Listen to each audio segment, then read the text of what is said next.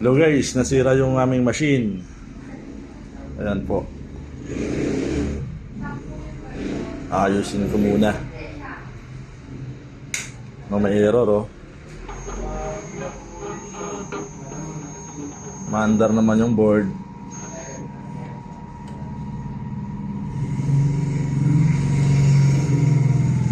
Ayan. Oh, board completor. Head. Ayan siya. Nakalagay sa board nyo. Ayan. So, binuksan ko na kanina.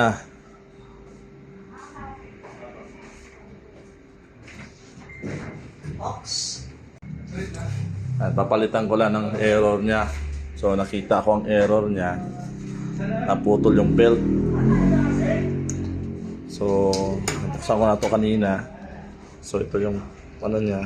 So nag-worries ako baka dito sa sensor. Ayan. So chinek ko na pati yung board sa likod. Chinek ko na okay naman. So nag-worry ako, nag-wonder ako kung anong magiging posible. Nang pagbukas ko dito dyan sa may servo motor. Yan. Naputol pala yung belt. Kaya papalitan ko muna siya ng belt.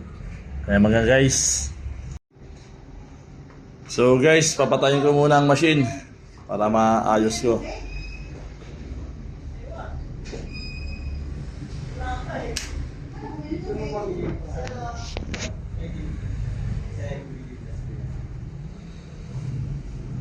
Papatay na ho yan.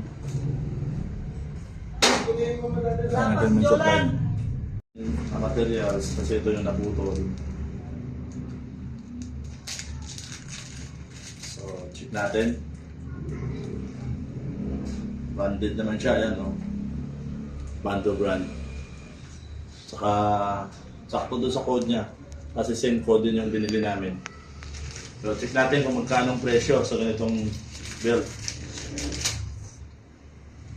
Kita nyo? 1.7. Ito lang. 1.7. Kaya ako na yung multi-technician nito para makatipid ako.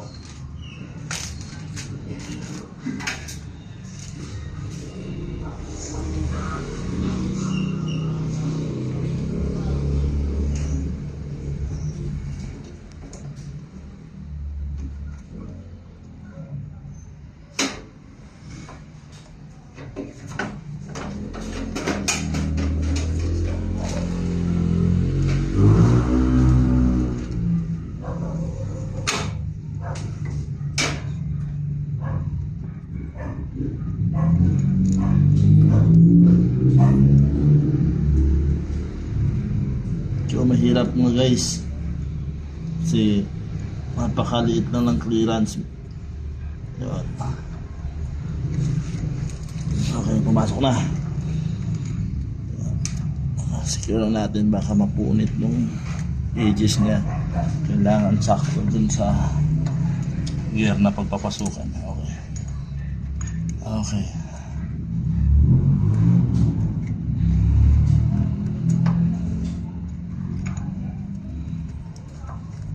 Pumasok na.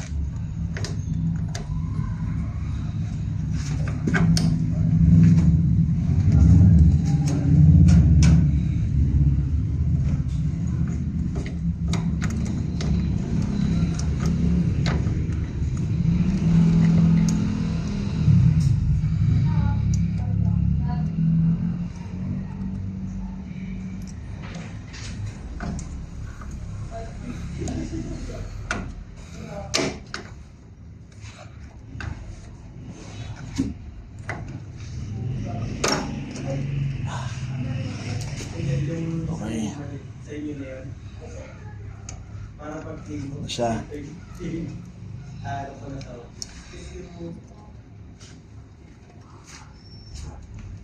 Kamu na akong flashlight.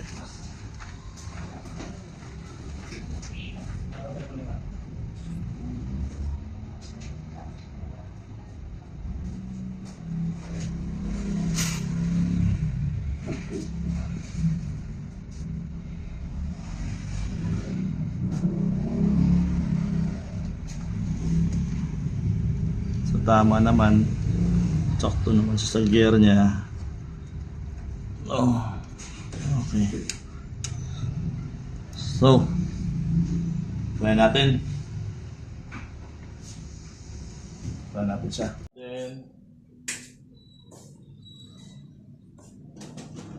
hindi ko pa mga tinakapan.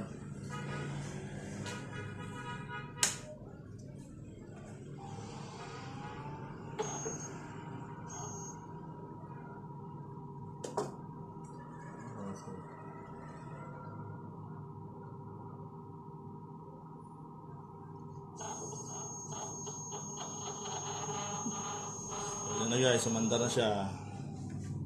Wala ng error.